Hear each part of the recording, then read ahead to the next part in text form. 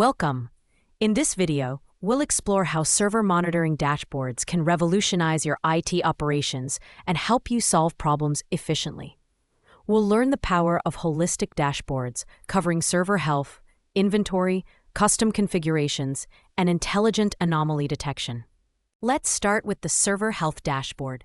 Imagine having a single unified dashboard to monitor all your operating system environments, whether it's Windows, Linux, FreeBSD, or macOS. The Server Health Dashboard provides exactly that. To access this, simply navigate to Site 24/7, then Server, and finally Health Dashboard. Next, we have the Server Inventory Dashboard.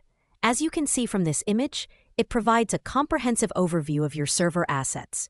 Gain real-time insights into critical details like OS versions, hardware specifications, running processes, and much more, all at your fingertips.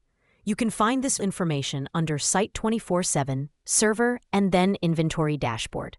Now let's talk about the flexibility of custom dashboards. Create dashboards tailored to your specific needs, focusing on usage patterns with intuitive drag-and-drop widgets and personalized key performance indicators. Creating a custom dashboard in Site 24/7 is straightforward. Start by heading to the Home tab.